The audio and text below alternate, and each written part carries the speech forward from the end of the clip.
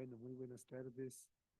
Este, Estábamos comentando que en esta tarde se han unido cuatro adversarios para las actividades de la academia en el Centro Histórico de Quito. Uno es el clima, otro es el miedo a veces a la seguridad del centro histórico, el tráfico, pero el más grande de todos es el fútbol. Pero en todo caso, les agradecemos muchísimo pues, el asistir a esta importante charla de José Luis pues, entregar esta tarde. Él pues es un filólogo, investigador muy conocido y quien, quien tiene acceso a su currículum es todo un libro, ¿no? Empezando por toda su formación académica y luego todo lo que ha entregado a la cultura hispanoamericana, el conocimiento del español, de la cultura de nuestros países y los vínculos entre España y América. Y pues nuestro académico, tenemos el orgullo pues, de tenerlo como académico honorario hace 2 años, y ha colaborado muchísimo con nosotros. Nada más y nada menos que es nuestro representante en el proyecto de tesoros lingüísticos hispanoamericanos, que es digamos, su epicentro es la Universidad de La Laguna, en Canarias, y tiene como colaborador a nuestro bibliotecario Alejandro Casares, de manera que es nuestro representante porque es parte de nuestra academia. Ahora pues nos va a hablar sobre este libro, creo que no tan conocido, de Pedro Fermín Ceballos, el gran polígrafo nuestro del siglo XIX, fundador, uno de los fundadores de la Academia Ecuatoriana de la Lengua, su primer director, y un libro en el cual pues investiga los quichuismos, los indigenismos en nuestro idioma. Ayer conversando con José Luis nos decía que en cierto momento muchos filólogos, lingüistas criticaban y señalaban los indigenismos que están dentro del habla española en nuestros países y fundamentalmente en Quito indudablemente. Y esos libros sirven ahora para investigar de mejor manera algo que realmente es importantísimo, ¿no? La interrelación entre el español y los idiomas vernáculos, ¿no? La forma de hablar está influida por eso. Y en esto, pues, junto a otros investigadores, José Luis es uno de ellos, y su obra, pues, está en proceso, y sus estudios, sus intervenciones en diversos foros, eh, sus artículos, pues realmente es una bibliografía impresionante, pese a su juventud. Bueno, pues entonces cedo la palabra a José Luis y muchas gracias por visitarnos, de estar aquí. Siempre es la casa suya. Bueno, pues.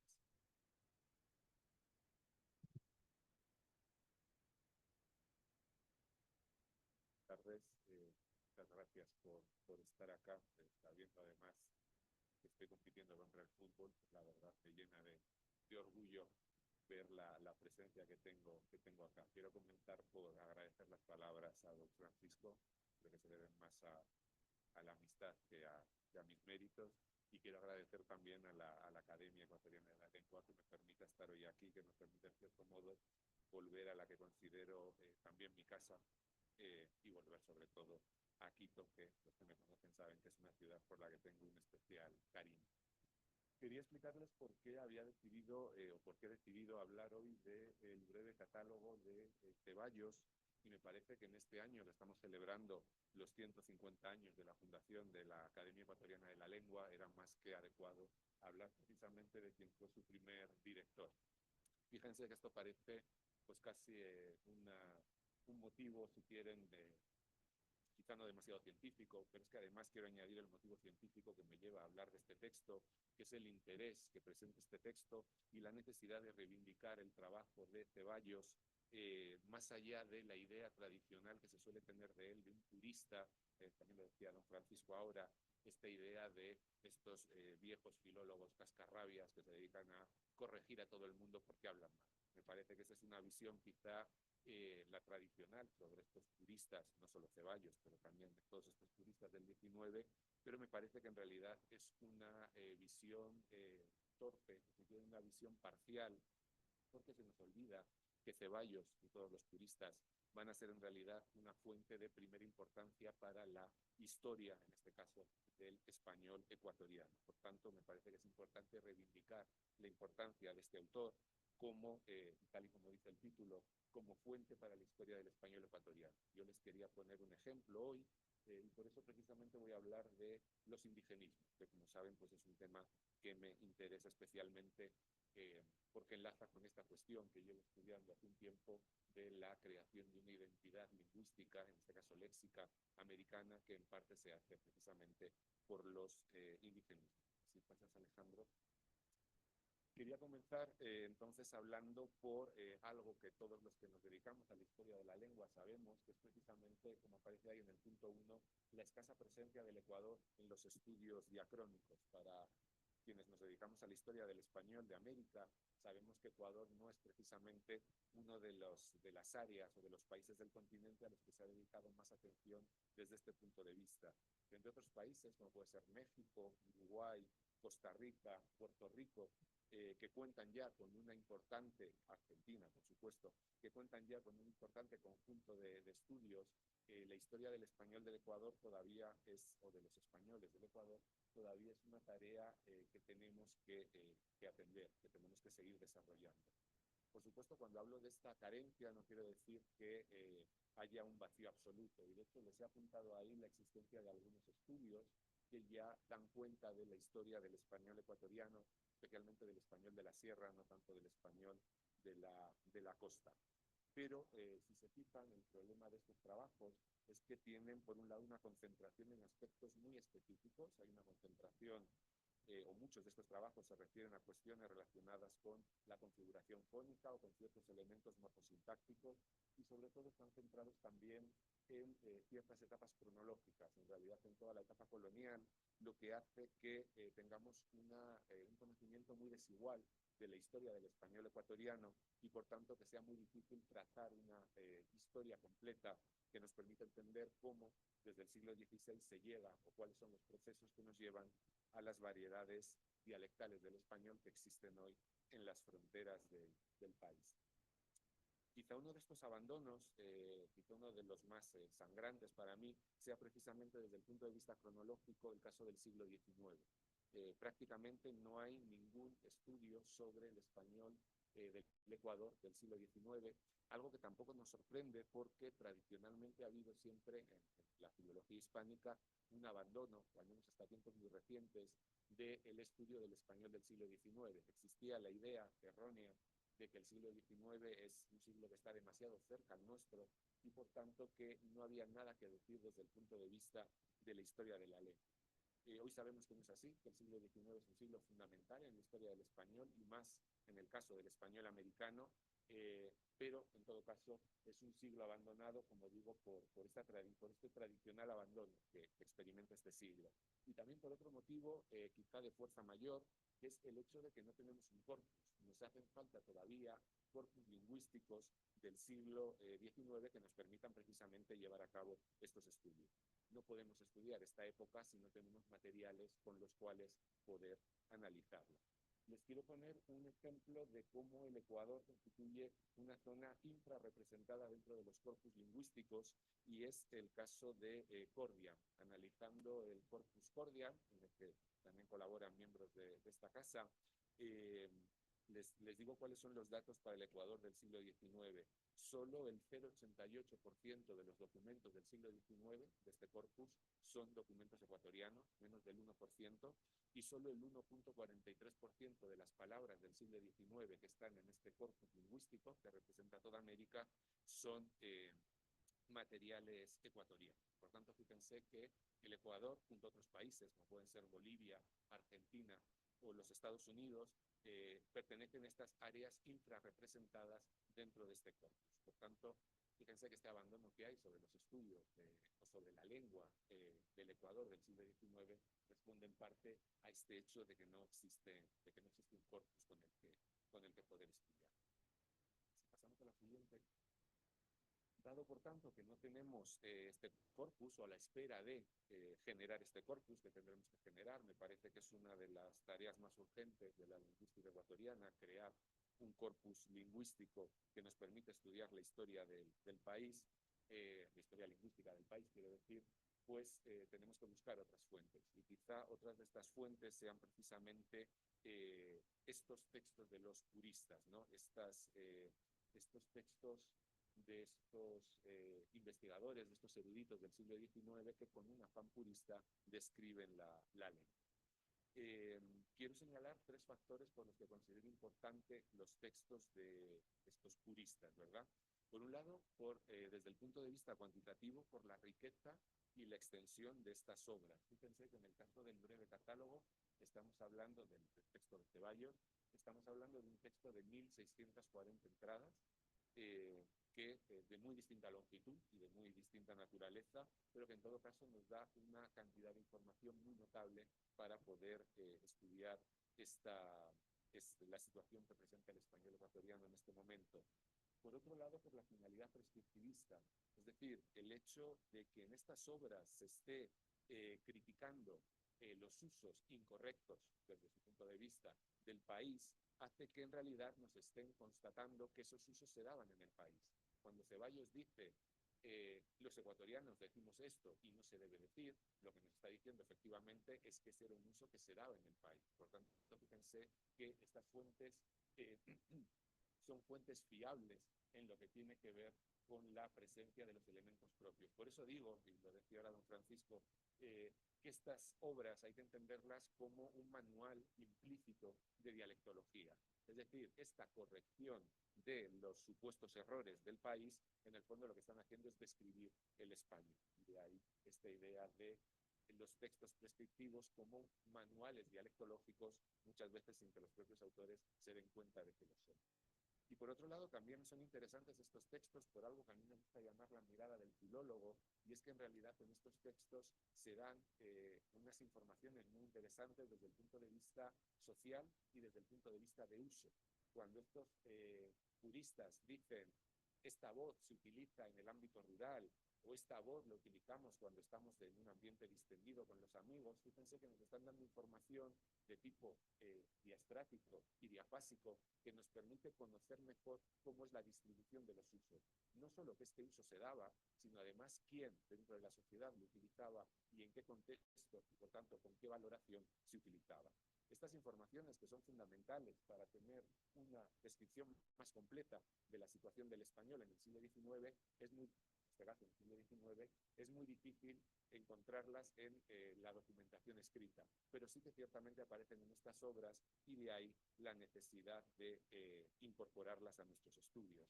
Por tanto, si tenemos en cuenta, como les digo, la escasez de corpus y de estudios sobre el español del Ecuador en el siglo XIX, si tenemos en cuenta el interés indudable que por estas tres cuestiones que he señalado, presentan las obras de los puristas, me parece que era importante reivindicar la figura de Ceballos y de su breve catálogo, no solo desde el punto de vista lexicográfico o lexicológico, que es lo que voy a hacer yo, hablar de los indigenismos, sino también desde otros puntos de vista. Y les adelanto, por ejemplo, que estoy preparando un trabajo sobre este mismo texto, sacando toda la información fónica que nos permite construir o reconstruir la pronunciación del español ecuatoriano del siglo XIX de acuerdo precisamente a lo que este autor corrige. Si pasamos a la siguiente,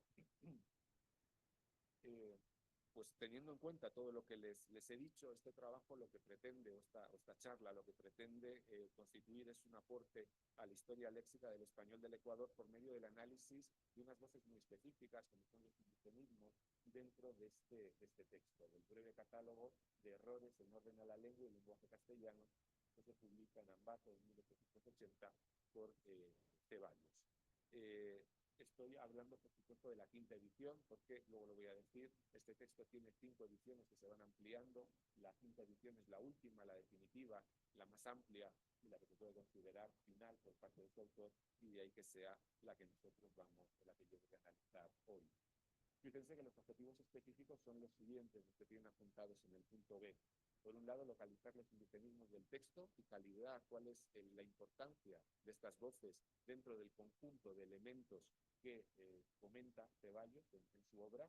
Por otro lado, analizarlos desde diversos puntos de vista. Vamos a analizar cuáles son los orígenes etimológicos, los campos léxicos y el carácter de americanismo, es decir, cuál es el peso de estos indigenismos para crear una identidad léxica que identificara a los ecuatorianos en el siglo XIX, y localizar primeras dataciones, es decir, ver si los datos de Ceballos nos sirven también para bueno, pues para ese diccionario histórico del español del Ecuador que tendremos que hacer en algún momento.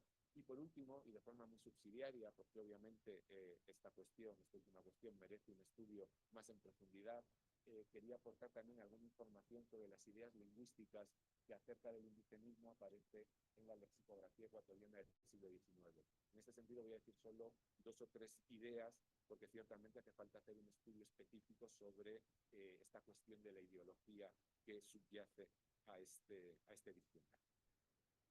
Si pasamos a la siguiente, o mejor, antes de pasar, la idea o la idea final de todo lo que les estaba diciendo es, el objetivo final es comprender más profundamente la presencia de las lenguas autóctonas dentro de la lexicografía ecuatoriana del siglo XIX y dentro del español ecuatoriano del siglo XX. Quería darles también algunos autores sobre el autor, algunos datos sobre el autor, probablemente pues en este contexto o en este lugar donde nos encontramos sean un poquito innecesarios, pero en todo caso me parece que es interesante conocer un poquito de la biografía de Ceballos para poder entender también su obra y su trascendencia. Todos sabemos que Ceballos es el pionero y prácticamente el fundador de los estudios sobre la lengua española en el Ecuador. El trabajo introductorio a esta obra, publicado aquí en esta casa, el trabajo introductorio de Rodríguez Castelo, da todas estas informaciones que yo estoy siguiendo y además da un perfil muy interesante de Ceballos. Como sabemos, nace en Ambato en 1812, desarrolla sus estudios, por cierto, el 7 de julio, entiendo que de ahí su segundo nombre, el nombre de Fermín. Estudia sus primeras letras en su ciudad natal y pronto, en 1826, viene para acá, para Quito, para desarrollar los estudios de Derecho.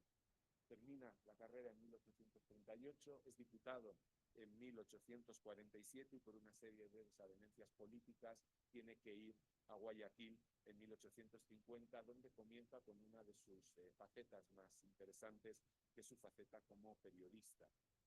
En la costa está durante 3 años, hasta que vuelve en 1853 a Quito para hacerse cargo bueno, pues de ciertas posiciones de importancia, ciertos cargos de relevancia que tienen ahí en pantalla: ministro de la Corte Suprema, docente de la universidad, senador, presidente de la Academia Científica del Ecuador, etc. A la par que desarrolla todos estos trabajos, tiene una fecunda actividad intelectual, tiene obras relacionadas con todos sus intereses, con el derecho, con la historia y también con la lingüística, que es lo que a mí me interesa, que es precisamente el breve catálogo de los errores. La primera edición aparece en 1862, la quinta edición aparece en 1880. Fíjense que aquí estamos viendo la preocupación que muestra Ceballos por la lengua española y por lo que en la época, su nombre de su época, era el uso correcto de la lengua, ¿no? Esto explica que una vez que se funda la Academia Ecuatoriana, una vez que se funda esta casa, es elegido director y ostenta este cargo desde 1875 hasta 1890, 15 años. A partir de 1890 se retira, casi ciego, ya con una edad bastante avanzada, y termina por morir en 1893 aquí en Quito. Si pasamos al texto, el texto, como les he dicho, se llama Breve Catálogo de Errores y tanto por su título, esta idea de los errores, como por su frecuente apelación a la autoridad de la Real Academia Española, esta idea de tenemos que sujetarnos a lo que dice la Real Academia, tenemos que sujetarnos a lo que dice Castilla, y les leo una cita: porque Castilla es tan patria nuestra como de los españoles en punto a la lengua y el lenguaje, señala en la introducción el propio Ceballos. El objetivo declarado de que con esta obra, y les cito otra vez, los jóvenes no incurran en tantísimos de los errores que se cometen, y la misma organización de la obra, es decir, el elemento supuestamente erróneo con la explicación de por qué es erróneo y cuál es el uso correcto, todos este título, estos objetivos, esta organización nos está hablando de la incorporación de esta obra a la corriente purista que caracteriza a la lingüística hispanoamericana de la segunda mitad del siglo XIX. Fíjense que el objetivo de estos intelectuales, precisamente en relación con las ideas lingüísticas de la época, con el nacimiento de la lingüística románica, con esta idea de el latín se rompió en muchas lenguas, pues precisamente los puristas lo que pretenden es evitar que el español se rompa en muchas lenguas, y la forma es, no sé por qué, la forma es imitar a los españoles cuando hablamos, ¿verdad? Este acento tan feo que tenemos, pero eso es otro tema.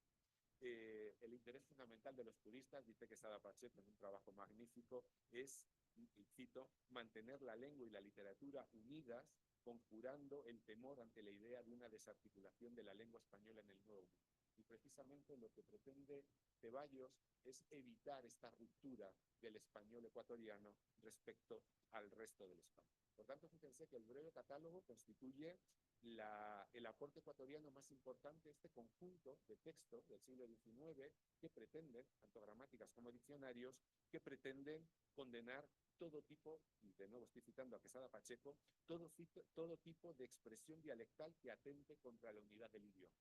Esa es la idea de estos puristas, y de lo que ellos no se dan cuenta, o creo yo que no se dan cuenta, es que precisamente esta lucha contra lo dialectal implica observar lo dialectal y por tanto transformar sus libros en un manual de dialectología, ¿no? En una dialectología van la letra, que a nosotros nos sirve ahora para conocer cómo era la situación del español, en este caso ecuatoriano, en el siglo XIX. De ahí la importancia de estos textos para poder reconstruir este momento o la situación del español en este momento histórico, y de ahí la necesidad de estudiarlo mucho más de lo que se han estudiado hasta ahora, y sobre todo con desde una perspectiva distinta, desde esta perspectiva de observación, o si quieren de descripción, y no tanto de prescripción, por más que ambas cuestiones estén muy presentes.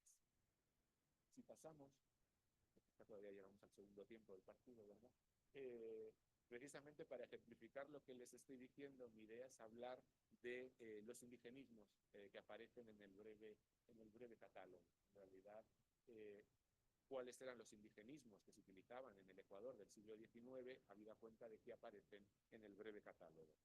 Muchas veces con una crítica por parte de Ceballos, otras veces no los está criticando. Y esto es interesante porque la actitud que muestran estos puristas hacia los indigenismos es mucho más ambigua de lo que a veces pensamos. Hay una defensa, precisamente, hablan algunos de estos autores de estas voces como reliquias familiares. Y en este sentido ya están hablando de la idea de estos vocablos como formadores de identidad. En el caso de Ceballos, una primera lectura del texto nos permite comprobar fácilmente el interés que él muestra por los indigenismos, y muy especialmente por el aporte de la lengua quichua. Y esto se ve, por un lado, por los múltiples comentarios que sobre el quichua aparecen en la obra. Nosotros hay algunos ejemplos.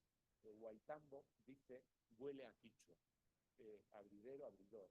Runasambo, voz híbrida entre quechua y castellano. Y después la corrección: utilicemos sambaigo y no utilicemos runasambo. Esto nos está hablando evidentemente del interés que él tiene por estos elementos. También este interés se ve en el empleo en sus páginas de una marca, esta marca QH. Quiere decir que es la única marca que aparece en el texto. No hay marcas diatópicas, no hay marcas de ningún tipo, pero aparece esta marca QH que indica, y cito la obra del propio autor, indica que la voz es quichua o procedente de esta lengua, ya cual la pronuncian los indios, ya españolizada en todas sus inflexiones. es decir, o bien es voz que se utiliza por la parte de la población indígena, o bien ya por parte se generaliza. Y ahí tienen algunas de estas muestras. Muchilla, con esta marca QH, o Kingo, QH corrompido, Quichua corrompido, con la G en lugar de la C. Y ahí lo explica. Por lo tanto, fíjense que si tiene esta importancia, o si tiene este interés por la presencia del quichua en general, y se ve en estos comentarios, en esta incorporación de esta única marca, no puede sorprender que a la luz de todo esto, los indigenismos aparezcan de forma muy general en el breve catálogo. A veces aparecen en los lemas. Ahí tienen, por ejemplo, concho, ¿sí? El lema es el indigenismo. Otras veces también se detectan los indigenismos en el cuerpo, en las propias entradas. Fíjense que para explicar muyo, muyu, que indica que es un quichuismo, utiliza Shakira, que es una palabra de origen caribe, ¿sí? De origen caribe. Por tanto, fíjense cómo también aparecen indigenismos para explicar otras voces. Lo que nos está hablando de la incorporación, de la asimilación de estos vocablos en el español ecuatoriano hasta el punto de que les sirven para explicar otros elementos, ¿sí?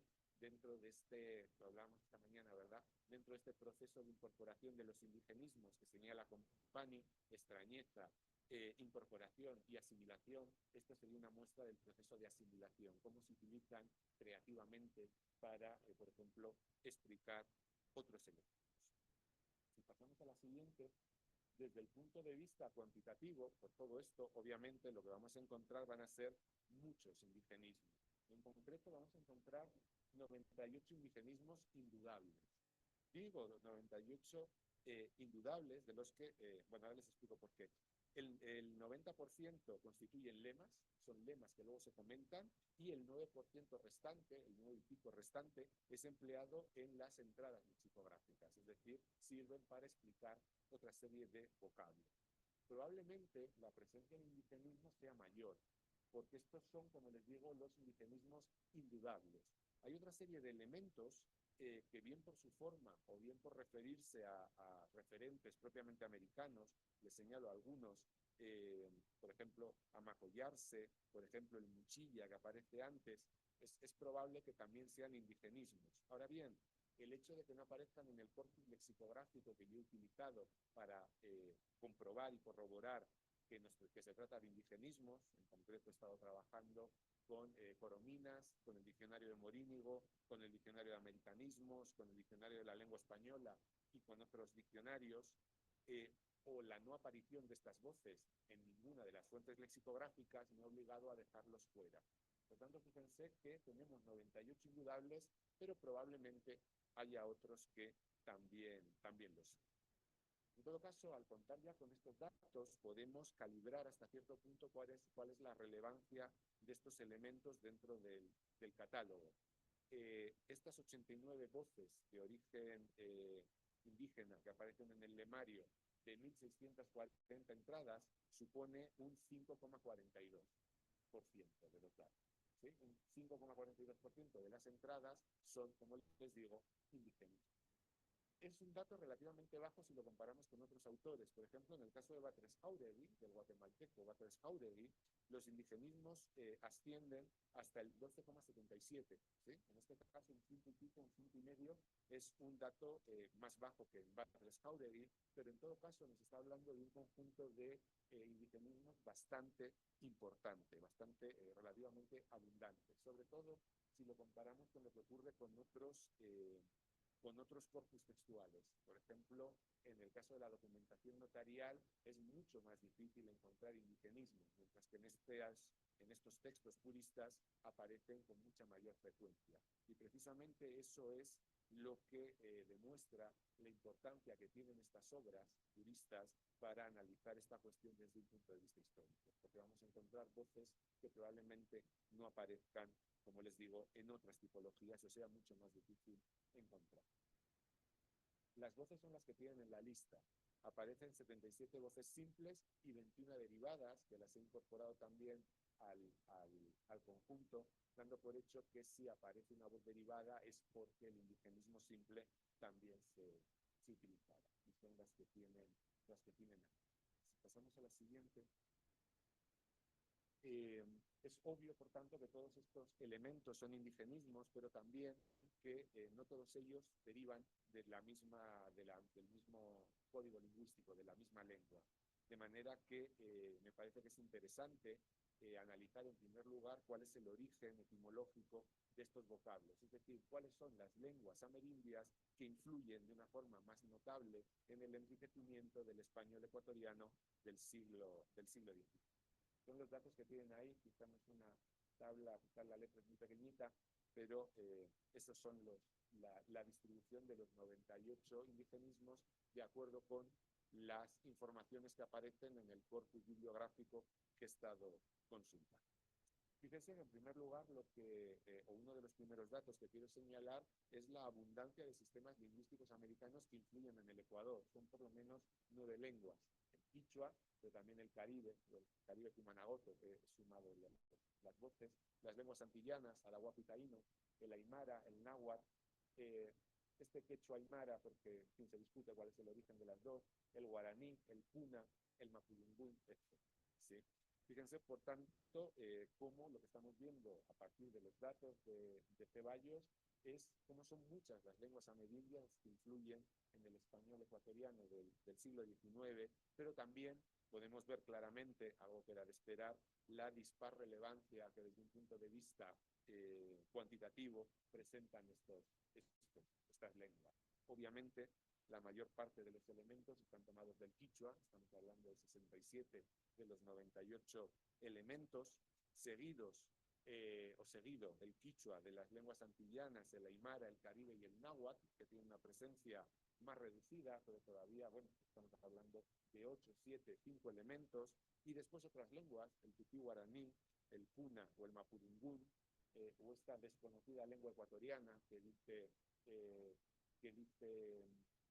corominas, que es el origen de la voz guadúa o guadua, parece con la doble tildación. Decía, estas otras lenguas, como pueden ser el tupí guaraní, el puna o el mapudungún, que tienen una presencia puramente anecdótica, es decir, un único elemento, y que en realidad, más que hablar de influencia de estas lenguas en el español ecuatoriano, tendríamos que hablar de extensión geográfica de este elemento específico. No es que el puna influya en el español ecuatoriano, sino que la palabra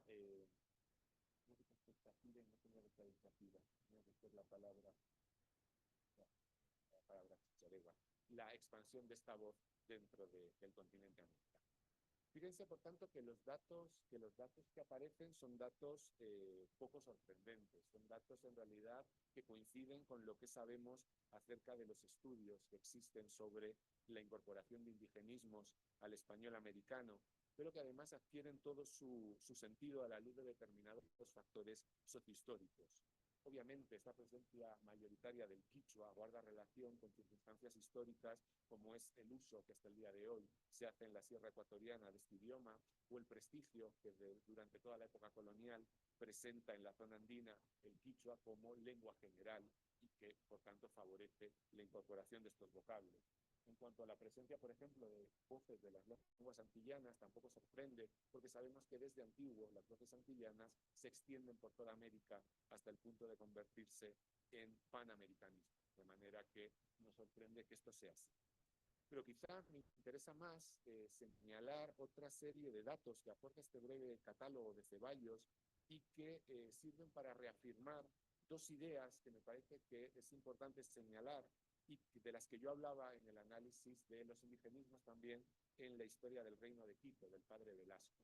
Por un lado, fíjense que la presencia de nahuatlismo, la presencia de 4 nahuatlismos en el Ecuador del siglo XIX, nos obligan a cuestionar esta famosa isoglosa que establece Mejía entre la frontera, en la zona de la frontera entre Ecuador y Colombia, como una isoglosa que divide los préstamos náhuatl al norte frente a los préstamos quichuas al sur. Frente a esta idea de establecer una frontera tajante, esa isoglosa, yo creo que tenemos que entender el Ecuador precisamente como, a lo mejor tenemos que entender una frontera más porosa que tiene el Ecuador como el punto de encuentro en el que se produce la colisión de dos de las grandes áreas léxicas que tienen relación con el indigenismo. Y fíjense que en el fondo estoy yendo a la teoría de Enrique Tureña de la división dialectal del español de América. Un área mesoamericana donde claramente triunfa el náhuatl frente a un área andina donde claramente triunfa el quichua. Y lo que vamos a ver es cómo Ecuador es, también el sur de Colombia, es el punto en el que, donde se encuentran estas dos áreas. Por tanto, más que pensar en esta isoglosa tajante que establece Mejía en los años 80, deberíamos pensar en una situación mucho más fluida y mucho más porosa. También quiero señalar la presencia en el corpus de voces procedentes de lenguas como el tupí guaraní o el mapudungún, que se hablan obviamente en zonas muy alejadas del Ecuador. Precisamente porque en este caso lo que nos están demostrando la presencia de estos préstamos es no la influencia de estas lenguas sobre el español ecuatoriano, sino algo que en lo que quizá nos ha hecho tanto hincapié, que es en la relación entre las diversas variedades del español. Obviamente, una palabra del tupí guaraní no llega al español ecuatoriano desde el tupí guaraní, sino que llega desde otras variedades del español. Por tanto, fíjense cómo cuando estamos pensando en la configuración léxica de las diversas variedades dialectales del español de América, no podemos centrarnos o quedarnos solamente con el contacto con las lenguas autóctonas, sino también con el contacto que se produce entre diversos dialectos del español, ¿sí?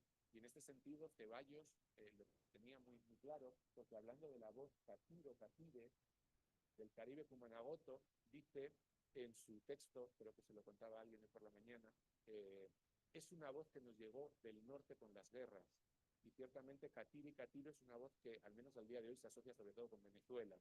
Bueno, precisamente es una voz que él señala que llega del norte, evidentemente desde el español, desde otras variedades del español. Por tanto, fíjense cómo la presencia de estos elementos nos está hablando de algo que a veces se olvida, que es el contacto entre variedades dialectales del español, que también es fundamental para entender la configuración de estas aulas, ¿no?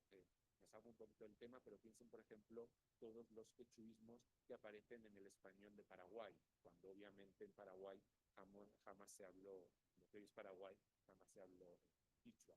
Obviamente esas voces llegan al español del Paraguay por medio del español argentino, ¿sí? Del español de la zona del norte de Argentina, quizás los platenses. Por tanto, fíjense cómo muchas veces para entender la configuración y la presencia de indigenismos tenemos que entender también los contactos que se dan entre variedades dialectales del español, algo que parece muy obvio, pero que quizá a veces en la bibliografía se nos olvida.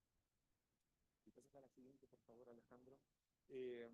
La siguiente cuestión que... esto es lo que le estaba contando. Si pasas ahora a la siguiente, se emociona y no se da cuenta.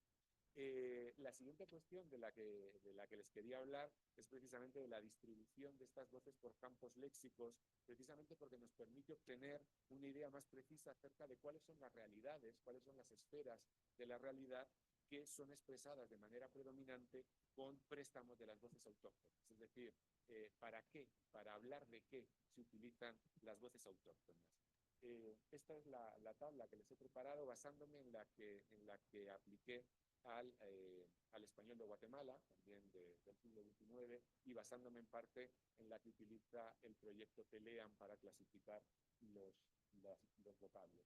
Fíjense que hay voces de la agricultura, ganadería, partes del cuerpo y características físicas, otros, que es ese cajón desastre donde uno coloca lo que no sabe dónde colocar, sociedad, organización social, enseres, utensilios, flora, industria, construcción, fauna, alimentación, geografía, etc. Obviamente, a partir de esta tabla, lo primero que podemos decir es que la incorporación de préstamos amerindios se da en campos léxicos tremendamente variados, que van desde la sociedad hasta la construcción o hasta un campo léxico, en principio, no favorecedor de la introducción de estos elementos, como son las partes del cuerpo. Yo entiendo que para referirse a la flora americana, que era desconocida en Europa, se incorporasen, cuando llegan los españoles a América, incorporasen indigenismos. Pero quizá las partes del cuerpo en América eran las mismas que en España, por tanto ya tenían voces y no hacían falta nuevas voces. Fíjense cómo, sin embargo, también en este campo léxico aparecen indigenismos.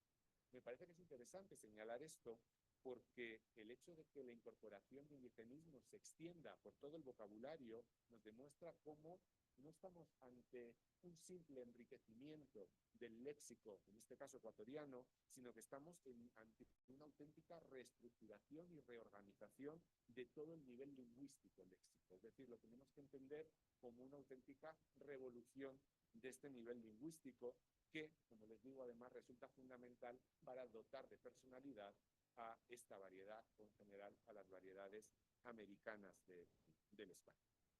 En esta misma línea, y con lo que les decía antes sobre las partes del cuerpo, es cierto que muchos de estos elementos se concentran en ámbitos que se relacionan con las realidades más autóctonas, que por tanto eran más desconocidas para los españoles cuando llegan a América, y a las que tienen que dar nombre, pues por ejemplo, a la agricultura, la ganadería, los enseres y los utensilios. Quizás se trata de campos léxicos más relacionados con las propias poblaciones autóctonas, pero también aparecen en otros muchos campos, en campos que no son tan favorecedores. Les señalaba antes, por ejemplo, las partes del cuerpo o ciertos conceptos de carácter mucho más abstracto, los que aparecen en otros, que nos demuestran de nuevo cómo la presencia del indigenismo supone un auténtico enriquecimiento y un enriquecimiento realmente trascendente para crear un léxico propiamente americano o propiamente ecuatoriano. Otra cuestión que me pareció interesante analizar, y vuelvo a la idea del diccionario histórico del español del Ecuador, que en algún momento tendremos que hacer, intentar que no tarde 200 años, como el diccionario histórico de la lengua española en general, es señalar cuál es la trascendencia de la obra de Ceballos para la historia léxica del Ecuador desde el punto de vista cronológico, ¿sí? Fíjense que alguien podría pensar que siendo un texto tan moderno, de 1880, la cuestión cronológica no va a ser demasiado interesante, pero precisamente por la falta de estudios que hay sobre esta cuestión y también por la falta de corpus, que ya les he señalado antes, pues este texto resulta muy interesante para poder datar y localizar cronológicamente muchos de estos elementos. Es decir, encontramos en el breve catálogo a veces voces que tienen su primera datación, indigenismos que tienen su primera datación en este texto. Muchos de las voces que aparecen en el punto B solo estaban datados históricamente en el siglo XX y ahora ya las datamos en el siglo XIX, ¿sí? Un poquito antes. A veces lo que encontramos son voces que solo estaban localizadas en sincronía, que consultando los grandes corpus históricos, por Recordia y el léxico hispanoamericano de Boyd-Bowman, no aparecían. Eran voces que aparecían en el diccionario o en los diccionarios, que sabíamos que a día de hoy se utilizaban, pero que no sabíamos desde cuándo se utilizaban. El hecho de que estas voces aparezcan en Ceballos ya nos está demostrando cuál es la profundidad histórica que presentan en el español del Ecuador. O si quieren, que se tratan de elementos que hoy usan y que ya se llevan usando por lo menos 150 años. ¿Sí? Y por último, también encontramos en otras ocasiones, mejor los datos de Ceballos nos sirven para ampliar las atestiguaciones de voces que tenían pocos ejemplos históricos. Estas voces hasta el momento tenían como mucho 5 apariciones en toda la historia del español, ¿sí? La de Ceballos sería una aparición más. Fíjense, por ejemplo, este elemento, creo que es Sacha, solo tenía un único ejemplo, además un ejemplo de México, por cierto, la de Sacha Vaca, es cierto que es un erudito ilustrado, está hablando de la fauna, que probablemente conocía la obra de Velasco, pero en todo caso fíjense que era un elemento que era un hapax, solo aparecía una vez en la historia del español. La presencia en Velasco, en Ceballos, nos demuestra que ciertamente no es un error o una palabra errónea, sino que es una palabra que se usaba. Por tanto, estos ejemplos de Ceballos nos sirven para ampliar las atestiguaciones que teníamos hasta el momento. Todo ello nos habla precisamente de la importancia que tiene este texto para poder localizar dentro de una cronología los indigenismos americanos y cómo los indigenismos que se dan en Ecuador y cómo muchos de estos elementos, pues como les digo, pues, son especialmente interesantes en este texto. Pasamos a la siguiente. Quería ahora si me dan unos minutos, centrarme en el papel que tienen estas voces en la conformación, como les decía, de una identidad léxica, y en este caso en una identidad léxica del español ecuatoriano. Es decir, quiero analizar cuál es el carácter de americanismo que presentan estos vocablos en la época. Para poder discutir esta cuestión, lo primero que tengo que señalar es cuál es la definición de americanismo que yo utilizo, que es la definición, parto de la definición de mexicanismo de Company, y es una definición desde el uso. Es decir, para mí un americanismo, o un ecuatorianismo, en este caso voy a hablar de americanismo en general, es un elemento que sirve para identificar el habla de América y cuyo uso muy frecuente y cotidiano distancia a la variedad americana respecto del español peninsular. Fíjense que en realidad el único criterio de definición de americanismo en este caso es el uso. Lo único que podemos utilizar para definir un elemento como americanismo, como ecuatorianismo, es el hecho de que aquí se usa y en otro lugar no se utiliza. Pensarán que es una cuestión pues menor, pero en realidad tiene una relevancia y una trascendencia enorme, sobre todo desde el punto de vista metodológico, porque aceptar este concepto de americanismo implica aceptar una serie de cuestiones que se van a convertir en principios metodológicos para el estudio de esta cuestión, que son los tres que tienen ahí en el punto 1. Lo primero, la primera consecuencia de utilizar el uso como criterio de definición del americanismo es la disociación del americanismo de sus orígenes etimológicos. Es decir, a partir de ahora lo que hacemos es una clara diferencia entre indigenismo relacionado con el origen etimológico y americanismo que guarda relación con el uso. Quiero decir con esto que hay indigenismos que son americanismos e indigenismos que no son americanismos. Y a la inversa, hay americanismos que son indigenismos y americanismos que no lo son. Si quieren, no todos los indigenismos responden positivamente al valor de americanismo. Piensen, por ejemplo, que si americanismo es aquel elemento que identifica a una variedad por su uso, una palabra como tomate, que obviamente es un indigenismo, no sería americanismo porque no identifica a nadie por su uso. Yo no puedo reconocer cuál es el origen de un hispanohablante porque utilice la palabra tomate. Por tanto, fíjense cómo aceptar el uso como criterio único nos sirve para disociar esta idea de indigenismo americanismo. Esta aceptación de esta idea nos sirve para establecer los subtipos de americanismos que existen, que son tres. El americanismo puro, aquel elemento que se utiliza en América y no se utiliza en España. Hay un corte radical entre los dos puntos de comparación. Americanismos semánticos, que son aquellos elementos que se utilizan en América y en España, pero con distinto significado. Fíjense que la diferencia tiene que ver con el significado y no tanto con la forma. Y americanismos de frecuencia, que son aquellos elementos que se utilizan efectivamente en América y en España, pero que en América tienen un uso muy superior al de España. Esa es otra consecuencia de aceptar, como les digo, la definición de americanismo que deriva de Company. Y quizá la que a mí más me interesa desde el punto de vista histórico es el hecho del dinamismo del concepto americanismo. Es decir, si nosotros nos basamos para definir el americanismo en el uso, y obviamente el uso de las palabras va cambiando, tenemos que concluir, como pone ahí, que la valoración de un elemento como americanismo no se mantiene inalterada a través del tiempo, sino que puede variar a lo largo de la historia dependiendo de los procesos de expansión o reducción geográfica de un elemento. Es decir, que lo que es un americanismo hoy quizá no lo era en el siglo XVII. ¿Sí?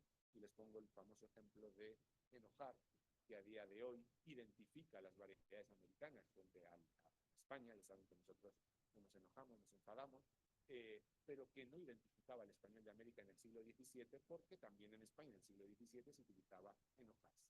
Por tanto, fíjense cómo enojarse en el siglo XVII era una palabra común y a día de hoy la podemos considerar americanismo precisamente por este dinamismo del concepto. Con todo esto, con todas estas ideas, con todas estas, si quieren, este marco teórico y aprovechando los datos de Corde, con todos los problemas que tiene Corde, pero a día de hoy pues no, quizá no tenemos otro corpus que nos permita hacer estos estudios, lo que he hecho ha sido revisar cuál es el carácter de americanismo que tienen estos indigenismos, o algunos de estos indigenismos, en el periodo cronológico que me interesa. La obra es de 1880, yo he establecido un lapso temporal de un siglo que tiene a 1880 como el punto central. Es decir, ¿qué pasaba con estas voces entre 1830 y 1900? ¿Sí? Poniendo como el contexto de la obra. Y lo que demuestra la revisión de Corde es que no todos los indigenismos del corpus, todos son indigenismos, no cabe duda, vienen de las lenguas amerindias, responden de la misma manera al concepto de americanismo. ¿Por qué? Porque algunos de ellos, como los que tienen ahí en el punto 2A1, son americanismos puros, porque durante esta época, 1830-1930, de acuerdo con el corpus de Corde, solo aparecen en documentación americana. ¿Sí? Es decir, son voces que se utilizan y se conocen en América, pero no en España. Por tanto, serían americanismos puros. Frente a ellos tenemos otros, les he apuntado ahí, Canoa, Caucho, Cocuyo, Huaca, Nahua o Papaya, que parece que han empezado ya un proceso de expansión por el español de España, es decir, ya aparecen en ocasiones en textos españoles del siglo XIX, o de este periodo que he señalado, y por tanto tenemos que entenderlos como americanismos de frecuencia. ¿Por qué? Porque ciertamente se conocen en España, pero tienen una frecuencia de uso muy menor a la que tienen en América. He establecido frecuencias normalizadas en casos por millón de palabras, utilizando los datos americanos y los datos españoles. Y tenemos también voces generales. Maíz y quinina, durante el periodo que estoy analizando, se utilizan en España y en América, y además con una frecuencia de uso semejante. Lo que quiere decir que estos elementos ya se han transformado en voces generales y, si quieren, que han perdido todo su valor dialectalizado. Es decir, si alguien en el siglo XIX decía catire, catiro, se sabía, los hablantes de español sabrían que era americano, si quieren, venezolano o ecuatoriano. Obviamente, si alguien decía maíz, con esa voz no identificaban el origen geográfico, ¿sí? Precisamente porque se ha desamericano. Fíjense que esta distinta respuesta de los elementos a la definición de americanismo nos permite establecer una serie de consecuencias. Por un lado, nos permite establecer un continuum de desamericanización, es decir, cómo voces van perdiendo su valor de americanismo a través del tiempo.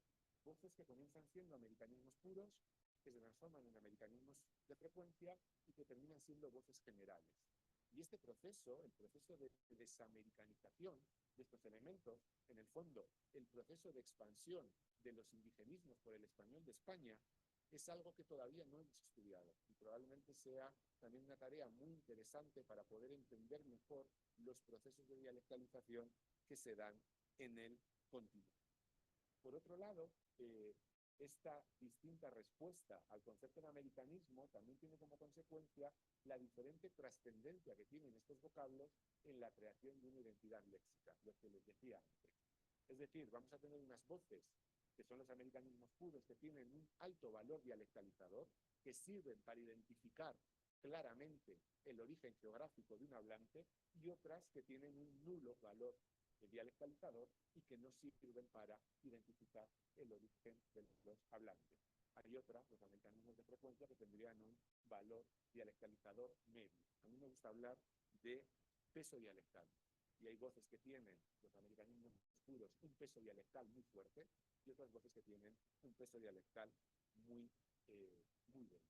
El hecho de que la mayor parte de los indigenismos sean americanismos puros nos demuestra cómo el léxico tomado de las lenguas autóctonas americanas ciertamente tiene una alta capacidad dialectalizadora, es decir, cómo son muy importantes para crear la identidad lingüística americana.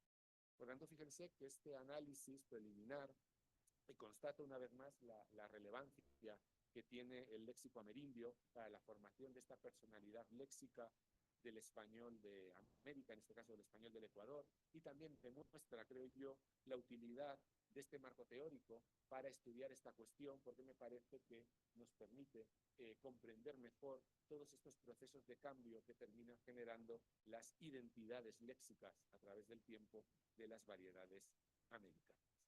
Para que lleguemos al segundo tiempo, voy ya a las conclusiones. Fíjense que este acercamiento desde diferentes puntos de vista a la obra de Ceballos, en concreto a sus indigenismos, nos permite extraer una serie de conclusiones que creo yo, pero se están de acuerdo, responden por un lado a los objetivos que se proponían en estas páginas y que además amplían nuestro conocimiento sobre la situación del léxico del español del Ecuador en el siglo XIX. En primer lugar, quiero volver a la idea del interés de Ceballos por el aporte indígena, obviamente entendido desde los presupuestos ideológicos de su época, pero ciertamente presta atención a, bueno, probablemente tampoco le queda otro remedio, habida cuenta de que está hablando del español del país, al aporte de las lenguas amerindias y sobre todo de la lengua amerindia por excelencia, estando acá en Quito, como estaba él, que es el quichua. Esto se ve, por un lado, en los comentarios que aparecen a lo largo del texto, que de nuevo deberíamos recopilar para hacer un estudio sobre la ideología que subyace a este diccionario, y en la creación y el uso de esta marca QH, que nos está, repito, la única marca que aparece, que nos habla pues, de la trascendencia que está dando a esta cuestión. Fíjense que en este sentido, quizá Ceballos no es nada original. No es nada original porque sigue lo que hacen estos puristas del siglo XIX, Batres Jauregui en Guatemala, Barberena en El Salvador, Román en Chile, que en realidad prestan mucha atención al aporte indígena precisamente porque lo están considerando un aporte importante para la creación de esta identidad lingüística de los diversos países. De manera que, en el caso de Ceballos, lo que estamos viendo es el apartado ecuatoriano de esta visión general o de esta idea general que se da en la época. Pero esto además justifica la frecuente presencia de vocablos de origen indígena en las páginas del breve catálogo, a veces en el lemario, como voces que se comentan, y a veces también dentro de las entradas, como voces que sirven para explicar o comentar otras entradas diferentes, que por tanto nos están hablando de esta completa asimilación y de esta incorporación de estos elementos al habla del autor, al habla del propio Ceballos, y por tanto al habla de los ecuatorianos del siglo XIX. Esto explica también pues, que aparezcan, como les digo, muchos elementos, ¿no? 98 elementos, que es un número muy elevado, teniendo en cuenta la cantidad de indigenismos que aparecen, por ejemplo, en la literatura en el XIX, o que aparecen, por ejemplo, en la documentación notarial, y esto nos habla de la relevancia de estas obras para estudiar el indigenismo en el español, en este caso ecuatoriano, es decir, la necesidad de incorporar las obras de los puristas a nuestros estudios sobre historia de la lengua, considerar estas obras de puristas como fuente lingüística para el estudio del español del siglo XIX. Si analizamos los indigenismos en sí, pues quizá los datos no son tan sorprendentes. Desde el punto de vista etimológico, lo que vemos es una corroboración de cuestiones que ya aparecen en la bibliografía.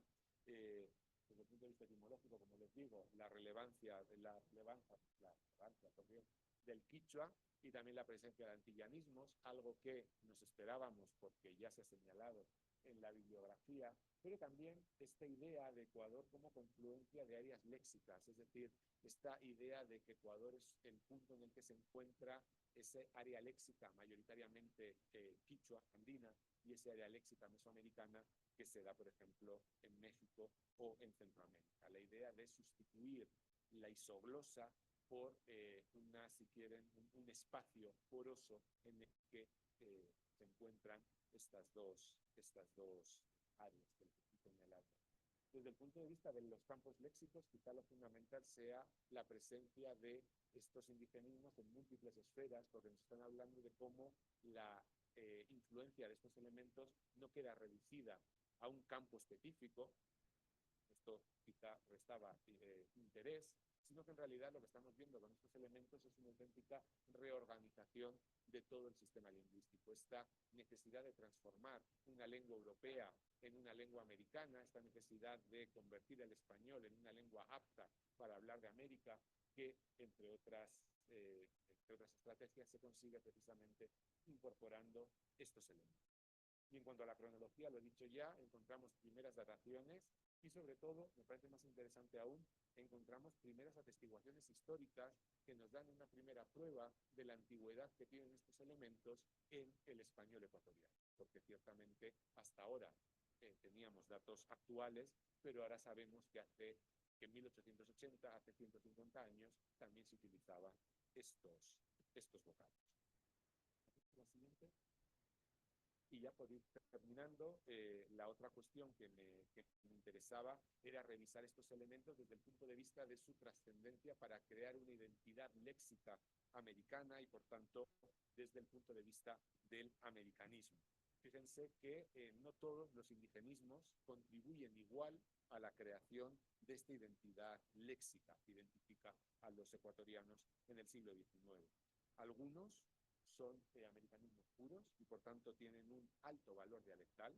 Otros son americanismos de frecuencia, también se emplean en España y por tanto tienen un valor dialectal menor, y otros son voces generales y por tanto han perdido todo su valor dialectal en un proceso de desamericanización que todavía tenemos que estudiar. Por tanto, fíjense que aunque todos estos vocablos responden positivamente a la idea de que son indigenismos, todos ellos se han tomado de lenguas amerindias, no todos responden igual a la idea de americanismo. No todos tienen el mismo valor para crear identidad lingüística. Y me parece que esta disociación entre ambas cuestiones es muy importante para poder entender de una forma más precisa y de una forma más profunda el proceso de americanización léxica que se da en el español del Nuevo Mundo. Por tanto, termino ahora sí volviendo a hacer hincapié en cómo esta primera indagación, creo yo, aporta datos de gran relevancia sobre la situación que presenta el vocabulario decimonónico del Ecuador, pero también demuestra el potencial y la trascendencia que tienen las obras puristas en general y la obra de Ceballos en particular para el estudio de la historia, en este caso léxica, pero no solo léxica, del país.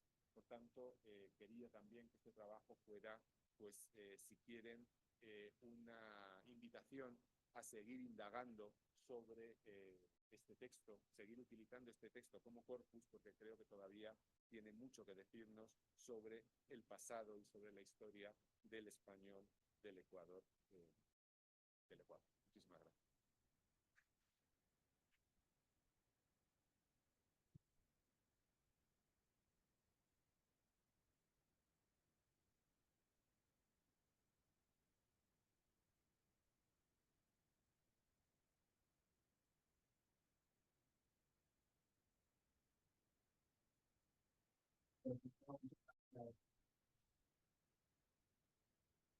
Una curiosidad.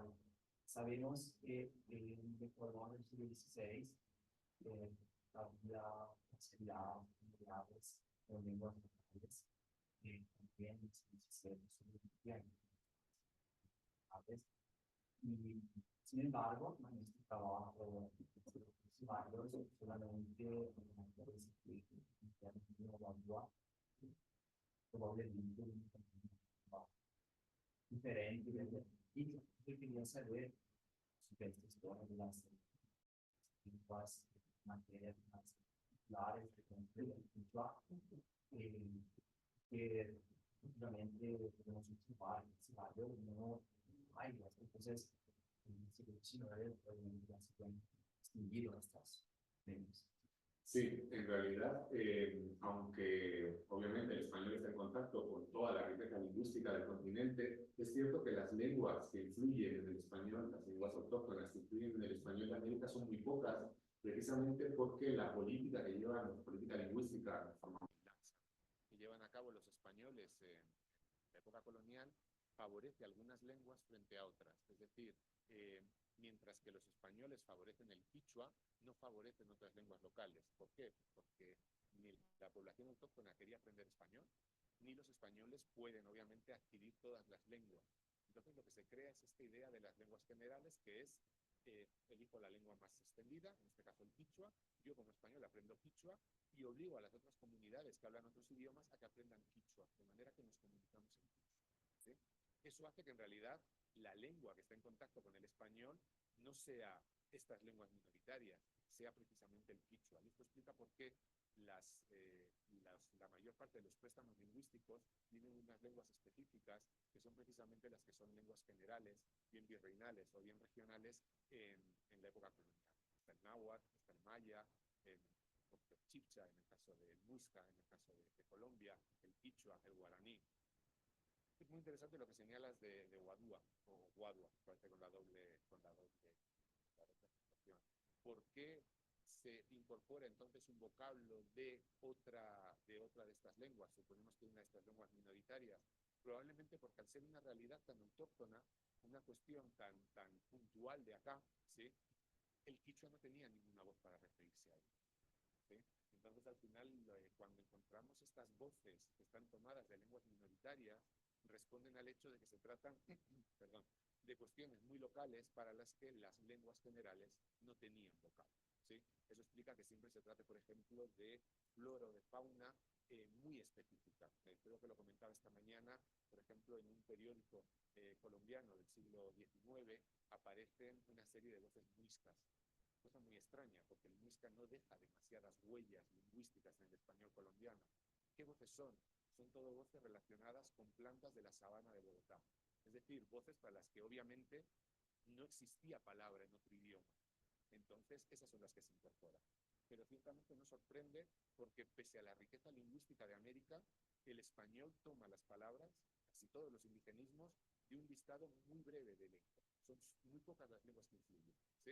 Y en el resto son casos pues muy puntuales. Te digo que todo tiene que ver con fauna y con flora local, precisamente por esta imposibilidad de utilizar nombres de las lenguas más generales. Sí. Interesante la anotación en Ceballos. Pese a la actitud purista, hay una valoración deliberada o a veces no deliberada del quichua. Coincide con lo que acontece con un gran intelectual del siglo XIX, que es contemporáneo de Ceballos, de la misma ciudad de Ceballos, que es Mera.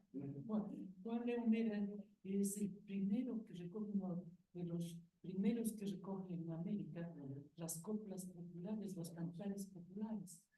Pero hace una cosa que para los antropólogos de ahora sería un crimen, que es, dice, corregir desde el punto de vista del léxico, ¿no? Por un razonamiento.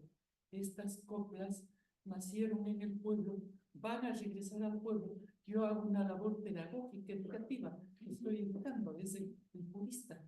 Pero este purista que aparece recoge unas coplas, versos que alternan el español y el quichua, por ejemplo.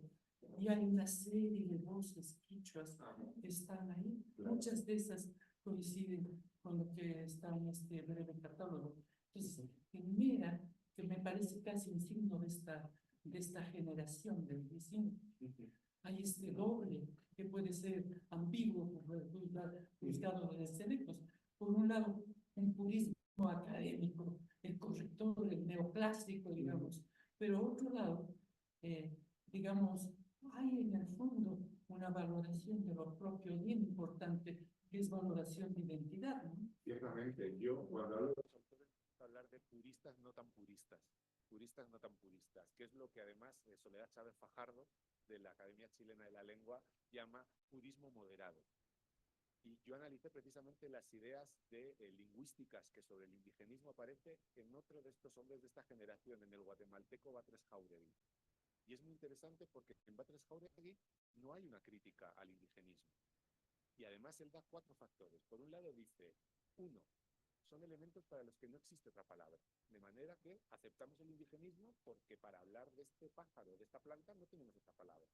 2, y esto es muy interesante, dice, ¿quién ha dicho que lo único aceptable sea el español de España? ¿Por qué las voces de Aragón, dice él, las voces de Andalucía tienen derecho a estar en los diccionarios y por qué no tienen derecho a estar las nuestras?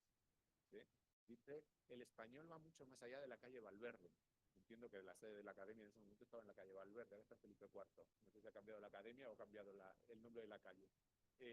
Pero ciertamente había esta idea de, bueno, ¿y por qué nuestras palabras no tienen derecho? 2, Tercero, dice, si son palabras que utilizan muchos millones de personas, ¿por qué van a ser incorrectas? Y cuarto, está la idea que señala de las reliquias familiares. Dice, sí, nosotros sabemos que no tienen mucho valor, pero es como las reliquias familiares, que sabemos que son cosas quizá desde el punto de vista de su valor material escaso, pero que para alguien es muy importante porque tienen un valor sentimental. Y eso se ve, por ejemplo, en el caso de Batres Jauregui, cuando habla de la palabra quetzal, escribe, no sé si son 6 páginas de la palabra quetzal y acaba con un canto al quetzal como símbolo de Guatemala, que realmente es una preciosidad. Entonces, en realidad, en el caso del indigenismo, repito, en Batres Jauregui, yo creo que Ceballos era más purista que Batres. Entonces, pero eso es algo que ya digo que habría que analizar. No hay una crítica al indigenismo. Hay una crítica al indigenismo cuando se considera innecesario porque existe voz española o cuando puede generar ambigüedad.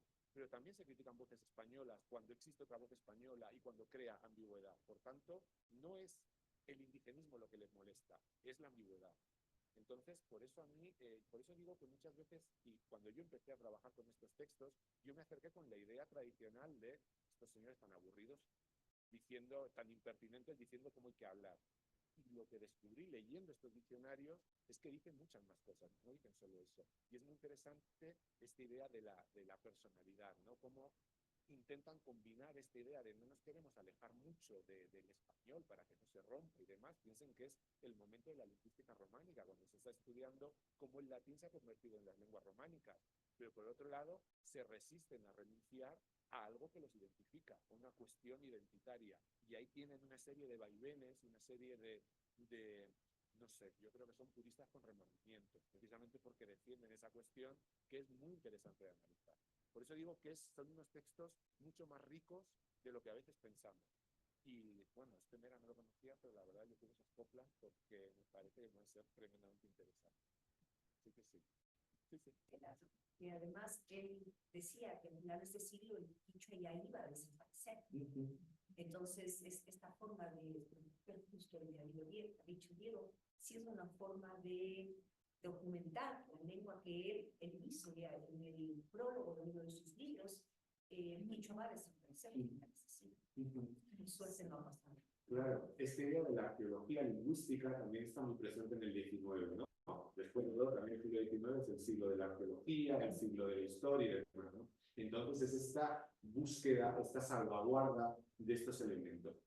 Yo que soy de Bilbao, en el caso del euskera pasa lo mismo, también dicen, va a desaparecer, vamos a intentar salvarlo y vamos a recuperar estos elementos. Por suerte tampoco ha desaparecido y parece que va bastante bien. Entonces, sí, en el fondo tenemos que analizar estos autores desde lo que es la ideología de su época y desde sus propias contradicciones, que es lo que a mí me parece más interesante, ¿no?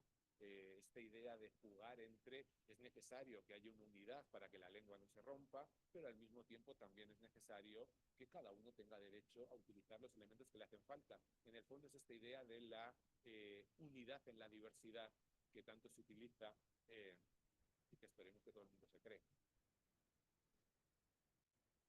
Una pregunta de rigor y es si cruzaste estos datos con los datos de Velasco. No. Para ver si Más o menos que se ha mantenido, que no, las dataciones. sería interesante ahora que señalas también para la cuestión de la genealogía intelectual, es decir, ¿a quién cita Ceballos? ¿A quién había leído? Porque a veces, claro, si cito una voz de Velasco, es porque se seguía utilizando en el 19 o porque la había leído en Velasco y la incorporaba. Entonces, fíjate que aquí también se crean ambigüedades muy interesantes que habrá que analizar, obviamente, sí, ciertamente sí. Que viviste largamente en México, si trabajaste con la obra de García y Casbalceta. No. Discípula de Luz Fernández Gordillo. Y entonces ahí también hay una afinidad del trabajo de Casbalceta con el trabajo de Ceballos, que pertenece justamente a toda esta generación de indigenismos y en el que puedes encontrarte esta resonancia de ideas que nos has comentado ahora mismo, ¿no? O sea, todo esto, todo este mismo proyecto, en parte de corrección, pero no tanto, está, ¿no? O sea, toda esta ideología respecto a los del léxico del 19 está también en Casbarceta, ¿no? Claro. Que es un purista no tan purista, como si lo fue Ramos igual. Yo la verdad Aquí donde he trabajado Guatemala con Batres Jauregui y Membreño. Y también, volviendo a la idea de la, perdón, volviendo a la idea de la genealogía intelectual, es muy interesante ver a quién citan. Y Batres Jauregui, que además era un señor que se dedicaba al derecho, yo entiendo la lingüista como tal, sin embargo estaba absolutamente al día, porque cita a todos los autores, a Abel Rodríguez, a Juan de Arona, por supuesto, a Cuervo constantemente, a los españoles, muchas veces para criticarlos, pero a veces no, a todos los autores de la época. Entonces había una especie de comunicación de ideas entre ellos. Bueno, la cuestión de las cartas, yo creo que si pudiéramos conseguir esas cartas, editarlas, estudiarlas, íbamos a poder entender mucho mejor todas estas cuestiones. Exactamente. Pero yo vuelvo a hacer hincapié en la idea de puristas no tan puristas. Es cierto que luego hay diversos grados. Membreño dice hondureñismos, ni siquiera errores y demás, y él dice los hondureños decimos esto y demás, y no hace ninguna comparación. Esto está mal, o que los españoles dicen esto. Él simplemente dice, nosotros utilizamos esto. Claro, Membreño es del 97, 1897, Ceballos es de 1880. También ver cómo se van despuritando, no sé si se puede, o despuristicando, sería un proceso muy interesante. Pero sí, son muchas cosas que hay que analizar. A mí lo que me interesa es la idea de utilizarlos como fuente lingüística, es decir, utilizarlos como fuente de datos lingüísticos y no solo como datos historiográficos en el sentido de lexicografía como tal. Juan de Velasco, habría que ver cuándo se lo publicó la historia del Reino de Quito, por ejemplo. Bueno, había cartas de Velasco, pero la historia misma, yo creo que sí, tal vez sí la conoció Ceballos. sí, porque salió Fue la muchas primera décadas. edición en 1841. Entonces sí la La edición pueden en Quito, conocer. resumida, pero están los 3 tomos. Ahora, yo quisiera añadir 2 cosas respecto a lo que se ha mencionado. Primero es que la generación a la que pertenece Ceballos merece una visión actual, porque ahí destacan Ceballos, Juan Eumera, Julio Saldumbide, Luis Cordero Crespo y algunos que están alrededor, que podría ser José Modesto Espinosa. Pero la correspondencia de Juan Eumera con Ceballos, esa yo no la conozco. La que conozco es de Juan Eumera con Julio Saldumbide, con Luis Cordero y con el que fue presidente, Antonio Borrero Cortázar. Entonces, la discusión que se da entre Juan Eumera y Julio Saldumbide tiene muchísimo que ver sobre el tema del indigenismo, lo que es la cultura, lo que es la poesía popular, la poesía nacional. Es delicioso, y justamente la Academia acaba de publicar una edición linda que sacó, es póstuma de Bruno Sáenz, más el trabajo que hizo Julio también sobre las fábulas de Mera, y lo que ha hecho Diego, es decir, justamente parece que viene para este tema. Y con respecto a lo que es la revisión de las coplas, para 1904 vino acá Ramón Menéndez Pidal, porque él fue el comisionado regio por las disputas que habían territoriales entre Ecuador y Perú. El rey le designó, entonces él recorrió América, pero gracias al prestigio que él tenía, le abrieron todas las puertas a lo largo de América, y él recopiló y tuvo acceso a las coplas de Mera y de todo lo que es América para lo que es el romancero. Entonces, creo que es un periodo que nos permitiría seguir indagando. Quizás hablaríamos entre 1860 y 1910, porque es un diálogo interesante dentro de lo que es Ecuador concretamente, y para poder entender ciertas cosas.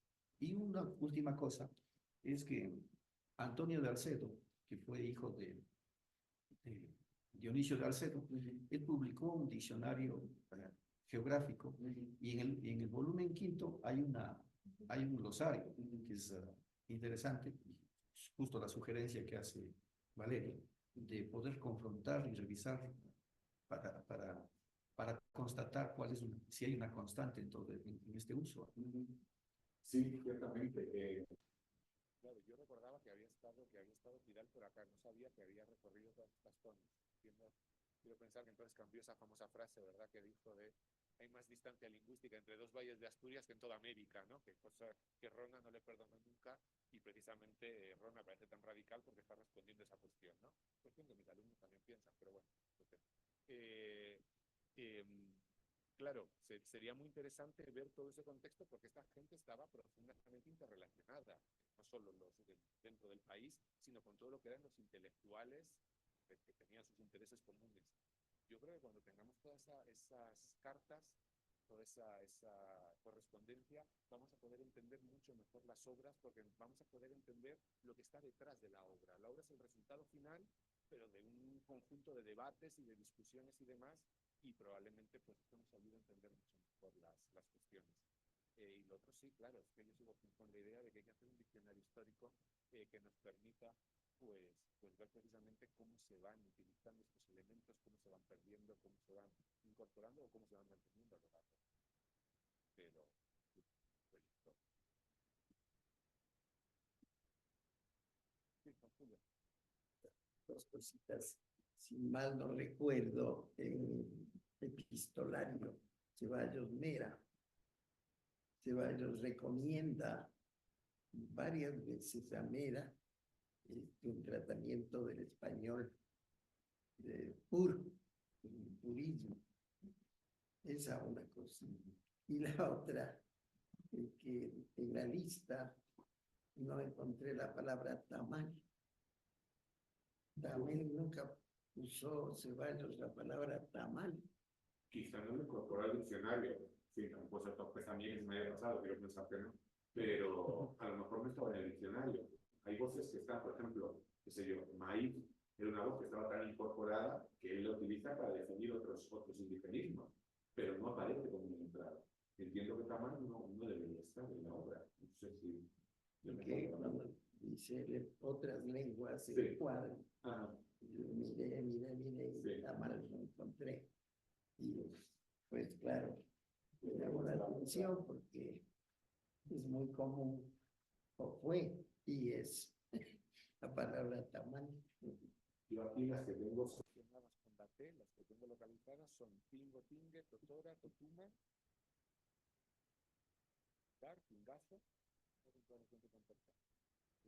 y hablando de una cuestión que señalaba del turismo, ya les he dicho esta cuestión de Castilla que señala, pero les quiero leer la frase completa, ¿sí?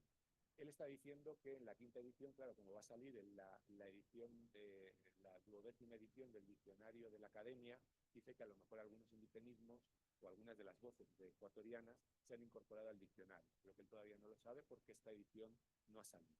Entiendo que es la de 1884, no recuerdo. Pero dice lo siguiente, y leo la cita textual. ¿Acaso muchas de las añadidas y muchas de las puestas en las anteriores ediciones de su texto, del texto de Ceballos, tendrán ya entrada en la 12ª edición del diccionario de la Academia? Pero mientras no obtengan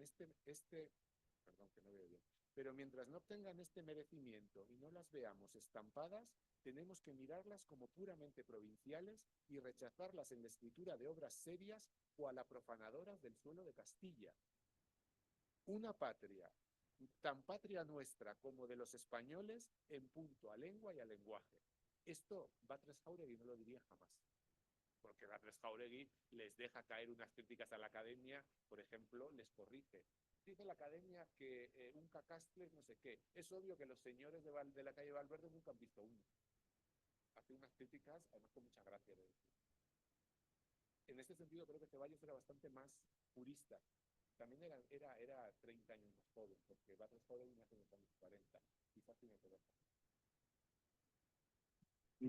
De Mera, en su libro Ojeada histórico-crítica de la poesía ecuatoriana, tiempos más remotos, en fin, dice que el legado más importante de los españoles en España, el legado, son más bien dos los legados más la Iglesia Católica, la religión católica y la lengua.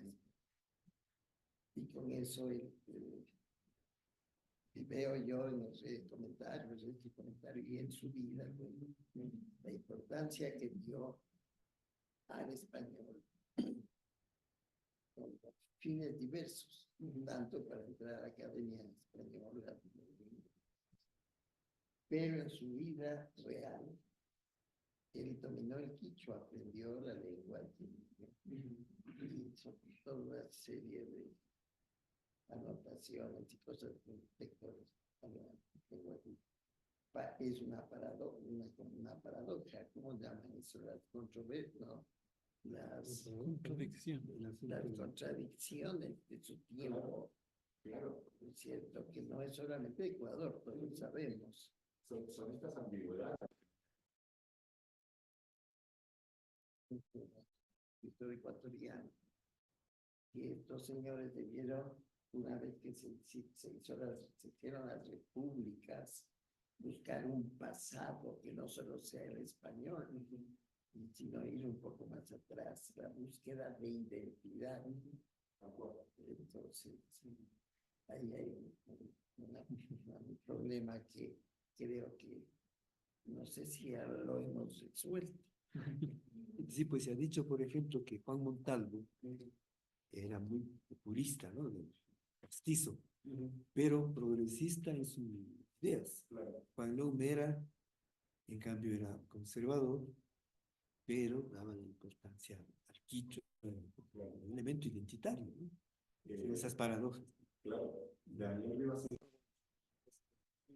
salvadoreño estudió precisamente esta cuestión de cómo en el 19 se empieza a incorporar la cuestión indígena a la identidad de los países desde todos los puntos de vista, de nuevo la cuestión de la arqueología y la cuestión de la historia y demás, y esto tiene un reflejo lingüístico.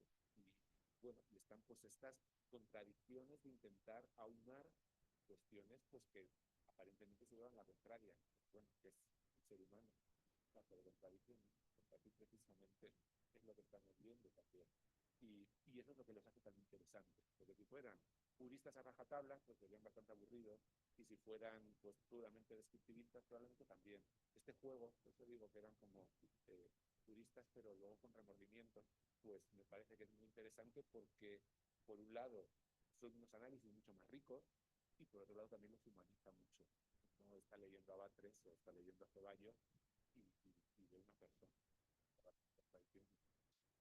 Eso es contrario a usted.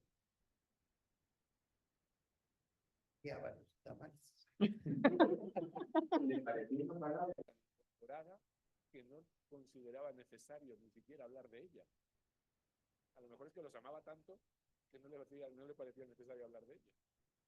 Eso pasa. El ecuatoriano, ¿cuál es? De Carlos L. Tovar. El libro, como el viejo libro de Carlos L. Tovar. De reparación de la muerte. En las notas al diccionario. El nombre tiene, Sí, no me acuerdo. es muy interesante, Correcciones. hecho, pero no sé si dentro del siglo XIX o los primeros años del XX, creo que se publicó.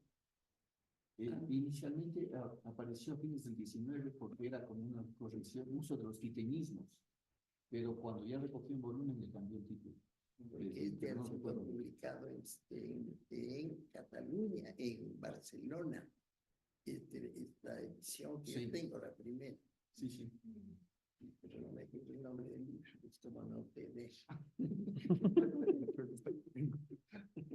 Bueno, muchísimas gracias. Ha sido un aporte enorme el conocimiento del español, concretamente en el Ecuador y en América.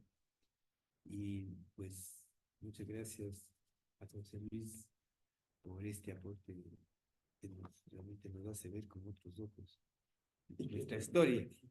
Y que además entreveo que puede ahí salir una serie de proyectos que la misma academia podría impulsar, ya que el tema es muy interesante. Ustedes de la comunicación, por estar escuchando. Así que muchísimas gracias. Muchísimas gracias.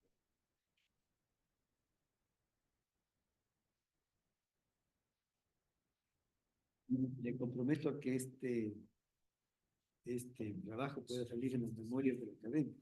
Si es que Esto no va a ser posible. Yo no les digo, pero es que ya está comprometido para el boletín de la gana. ahí está.